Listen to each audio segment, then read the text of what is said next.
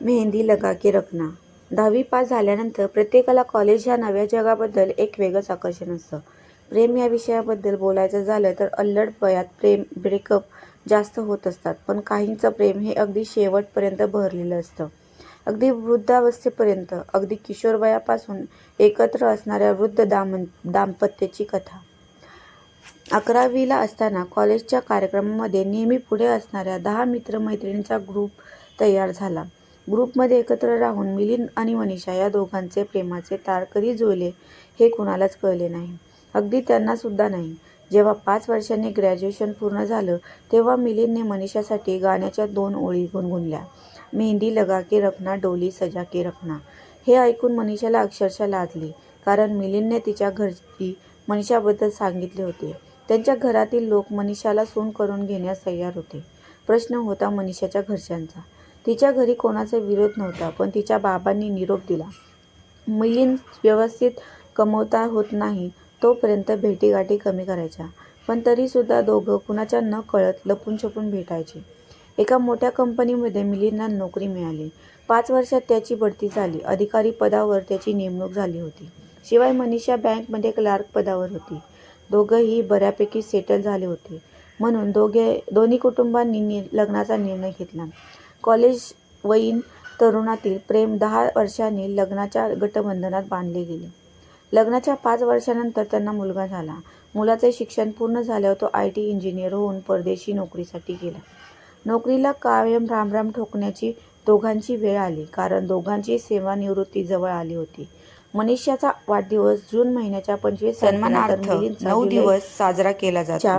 5 हे तारखेला वाईटावर चांगल्याचा विजयाची 10 आणि दिवसांनी बुद्धिमत्ता, मोठी होती. सामर्थ्य आणि बँकेत शहाणपणाच्या महत्त्वाची सेवानिवृत्तीचा आठवण कार्यक्रम करून तिच्या देते. वाढदिवसाच्या भगवान दिवशीच श्री होणार गणेश होता. आणि म्हैस राक्षसाची कुटुंबियांसाठी जो कथा सेवानिवृत्तीचा आपल्याला आपल्या कार्यक्रम ठेवणार शत्रूंवर होते मात तो करण्यासाठी मिलिंदच्या आणि वाढदिवशी बुद्धिमत्ता दोघांचा आणि एकत्र होणार बुद्धी होता. वापरण्याचे महत्त्व सेवानिवृत्तीच्या शिकवते. बँकेतील मोठ्या कार्यक्रमाच्या आदल्या दिवशी संकटातही संध्याकाळी चिकाटी मनीषाला आणि दृढ पार्टीमध्ये जायचा निश्चयाच्या कंटाळा आला सामर्थ्यांची होता. आठवण कारण करून पावसाने देते. हजेरी लावली होती. मित्रांनो, त्यामुळे तुम्हाला ही सगळीकडे कथा अगदी चिंब आवडली झालं असेल होतं. तर शिवाय चॅनलला ट्रेनच्या लाईक आणि प्रवासामुळे सबस्क्राईब ती नक्की थकली करा. देखील होती. धन्यवाद. म्हणून तिने घरी जाताना काळ्या रंगाची डायरी मेहंदी पॅकेट घेतली. घरी गेल्यावर ती मिलिंदला लाडात बोलली. जेव्हा तुझ्या कुटुंबाला मी सून म्हणून पसंत होते हे सांगताना तू माझ्यासाठी गाण्याची ओळी गुणगुणला होतास. मेहंदी लगा के रखना, डोली सजा के रखना. पण आता या पांढऱ्यात दिसणाऱ्या केसांना तुझ्याकडून डाय मेहंदी लावून घ्यायची आहे. आपका हुकुम सर आंखों पर, असं म्हणत त्याने बाऊलमध्ये मेहंदी काढली. व्यवस्थित ब्रशने तिच्या केसांना लावली. 20 मिनिटांनी मनीषा केस धुवून बाहेर आली. तेव्हा तिने डोक्याला रुमाल गुंडाळून लावला होता. काही वेळानंतर तिने गुंडाळलेला टॉवेल सोडला आणि आरशासमोर उभे राहून केस कोरडे करू लागली. ओल्या लांब सडक काळ्याभोर मुलायम केसात तिने खूप खुलून दिसत होती. आज खूप सुंदर दिसते आहेस, तिच्याकडे आरशातून पाहतच त्याने व्यक्त केले. तुझं तर हे रोज आहे, त्यात काय नवीन, ती लाजतच उत्तरली. अरे, सुंदरला सुंदर नाही तर आणखी काय म्हणणार. मी तारीफ केलेली तुला कधीच आवडत नाही. मिलिंद नाराज होत स्पष्ट झाला.